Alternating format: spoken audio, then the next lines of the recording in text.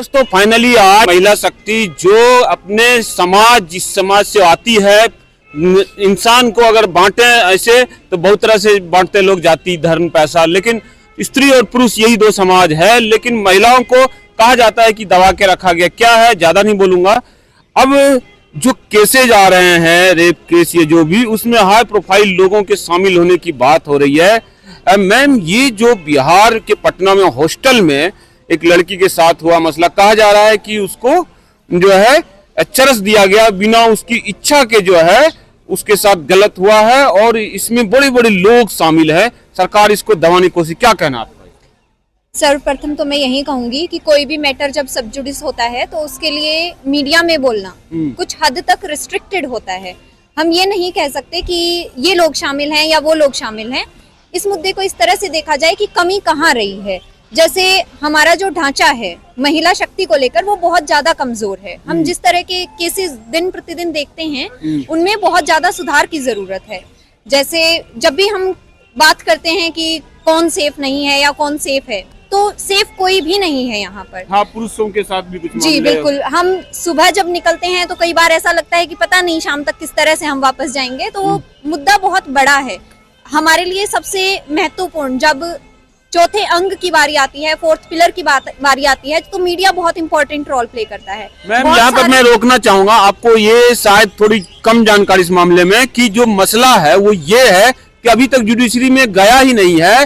Police जो है लगातार डिनाई कर रही है कि रेप हुआ ही नहीं है, लेकिन जो डॉक्टर को एक ईमानदार था उसने कानाफूसी कर दी कि नहीं रेप हुआ है। वहीं से नौटंकी ड्रामा शुरू हुआ है। जो लड़की जो है बिहार की सबसे ताकतवर जाति भूमिहार जाति है, जो ब्राह्मणों के कैटेगरी में आती है, फिर वो हाइपर हो गए और मामला गर्मा गया। अब जब वो उतरे तब ये कहा जा रहा है कि डॉक्टर ने भी कह दिया हाँ रेप हुआ है, और एफएसएल से भी जो है वहां पर भी जो है स्पम की बात आई है।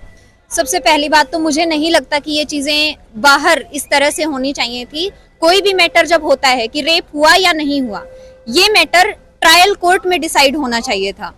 जो बहुत बड़ा मुद्दा ये एक है कि बहुत बार ऐसा होता है कि केस रजिस्टर करना बहुत मुश्किल होता है, एफआईआर फाइल करना बहुत मुश्किल होता है। उसके बाद विटनेसेस जो हैं उनकी सेफ्टी भी इंश्योर नहीं कर पाते हम कई बार। हमें उनके ऊपर काम करने की बहुत ज्यादा जरूरत है। तो क्या लग रहा है, जैसे अब मामला अभी तक कोर्ट में गया नहीं है, पुलिस इसको जो है रफा दफा करना चाहती है। कल पप्पू यादव चाहे जैसे हो अपने जीवन में उनका पास्ट जैसा रहा, उन्होंने इस मुद्दे को उठाया और उसके कारण आज कल रात को उनकी गिरफ्तारी भी हुई है।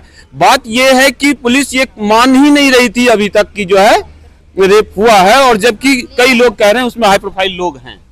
देखिए, सबसे पहले तो ये पुलिस की ड्यूटी है कि जब भी कोई किसी नॉन कंपाउंडेबल या नॉन बेलेबल इस तरह के जब ऑफेंसेस की बात करें तो उनकी FIR first information report register होना जरूरी है।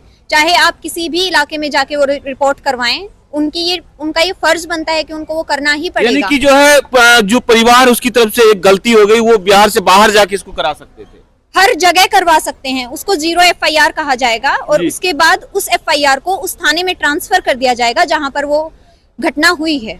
दोस्तों, ये बहुत बड़ी बात निकल के आई। देखिए, लॉ के वालों के साथ रहने से यही फायदा होता है कि इतना सब कुछ हो रहा है।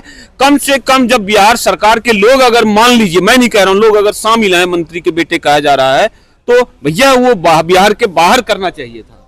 जी, कर सकते थे। और इसके अलावा कुछ चीजें ऐसी भी होती हैं कि जब हमें लगता है कि इस स्टेट में किसी पर्टिकुलर इंसान का दबदबा इतना ज्यादा है कि यहाँ पर न्याय नहीं हो पाएगा, तो हम उसकी भी स्पेशल अर्जी डाल सकते हैं कि हम किसी और कोर्ट में इस केस को ले जाना चाहते हैं। अंतिम सवाल, आप अपनी तरफ जो पीड़िता की माँ है बहुत रो रही है, तो उनको आप क्या संदेश देना चाहेंगे?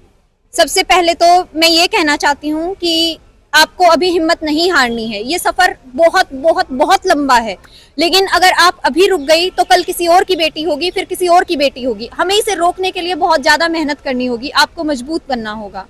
बहुत बहुत धन्यवाद। आपको भी नमस्कार। नमस्कार। मैम, आपका नाम क्या हुआ? सर, मेरा नाम प्रिया है। मैं भी लॉ की ही स्टूडेंट हूँ और मैं यहाँ पे इंटर्न हूँ। यहाँ पे वॉलंटियर की तरह मैं भी आई हूँ और मुझे बहुत अच्छा लग रहा है कि कहीं ना कहीं मैं किसी न किसी तरीके से हेल्प कर रही हूँ। और मैम, अपने बारे में बताएं, कहाँ से एजुकेशन लिया आपने? सर, एक्चुअली मैं भी लॉ कर रही हूँ और अभी मेरा 2nd ईयर चल रहा है और मैं CCSU यूनिवर्सिटी से कर रही हूँ, जो कि मेरठ की यूनिवर्सिटी है। और तो आज के प्रोग्राम के बारे में बात करते हैं। मैम बताइए, प्रिया जी नाम हो आपका, प्रिया जी कि ये आपका ऑर्गेनाइजेशन कैसे लोगों को न्याय दिलाएगा?